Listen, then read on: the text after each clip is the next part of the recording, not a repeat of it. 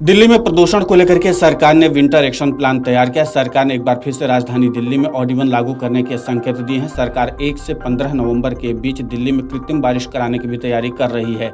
दिल्ली के पर्यावरण मंत्री गोपाल राय ने कहा कि एनसीआर के राज्यों में बढ़ने वाले प्रदूषण का स्तर का प्रभाव दिल्ली पर पड़ता है। प्रदूषण के स्तर को कम करने के लिए केंद्र सरकार की भी जरूरत हमें पड़ती है। उन्होंने आगे कहा कि जब सभी एजेंसियां और सरकारें मिलकर के काम करेंगे तभी प्रभावी तरीके से प्रदूषण से लड़ा जा सकता है। इसीलिए हमारी सरकार मिलकर चलें, प्रदूषण से लड़ें थीम पर काम कर रही है। हमारी सरकार विंटर एक्शन प्लान पर काम करेगी। हमारे सामूहिक प्रयासों का परिणाम है कि दिल्ली में लगातार प्रदूषण का स्तर कम हो रहा है। गोपाल राय ने बताया कि सर्दियों में प्रदूषण स्तर नियंत्रित करने के लिए दिल्ली सरकार आज से युद्ध प्रदूषण के विरुद्ध अभियान शुरू करने जा रही है। इस साल अभियान का थीम होगा मिलकर चलें, प्रदूषण से लड़ें। गोपाल राय ने बताया कि इस बार हमने 21 सूत्री विंटर एक्शन प्लान बनाया है, जिसके आधार पर हम काम शुरू कर चुके हैं। दिल्ली में पहली बार हॉट स्पॉट की ड्रोन से निगरानी कराने का फैसला कर लिया गया है। इससे प्रदूषण के कारण का वास्तविक समय पर पता लगाया जा सकेगा। धूल प्रदूषण को नियंत्रित करने के दिल्ली में 7 अक्टूबर से धूल विरोधी अभियान शुरू होगा। उन्होंने कहा कि सरकार ऑड इवन की तैयारी कर रही है। ये प्लान केवल इमरजेंसी उपाय के रूप में लागू किया जाएगा। अगर दिल्ली में एक्यूआई का स्तर 450 से अधिक होता है तो ऑड इवन लागू किया जा सकता है। गोपाल राय ने कहा कि प्राइवेट और सरकारी सभी एजेंसियों के पास 7 अक्टूबर तक का समय है। अगर वे तब तक मापदंडों पर खरे नहीं उतरे तो उनके खिलाफ कार्रवाई शुरू हो जाएगी।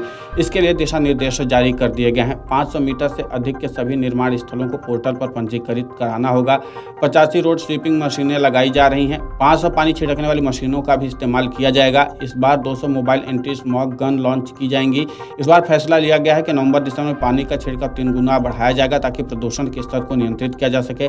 दिल्ली में प्रदूषण की वजह से PM10 का स्तर काफी तेजी से बढ़ जाता है। यहाँ अभी भी करीब 200 मीटर के सेंट्रल वर्ज और इतनी ही लंबाई वाले सड़क किनारों को हरा भरा नहीं किया गया है। उत्तर प्रदेश और राजस्थान में भी 100 किलोमीटर और 200 किलोमीटर के सड़क किनारों को हरा भरा करने का काम बाकी है।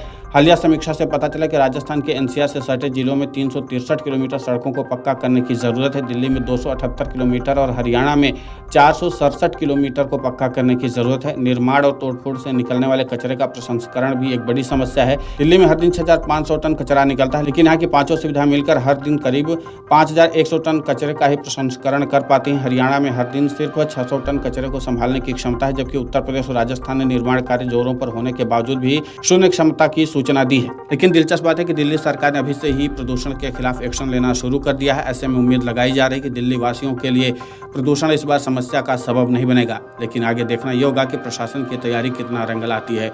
Video desk amarujala.com। अगर आप ये वीडियो YouTube पर देख रहे हैं तो हमारे चैनल को सब्सक्राइब करें और बेल आइकन को दबाना ना भूलें। अगर आप Facebook पर ये वीडियो देख रहे हैं तो हमारे पेज को लाइक करें।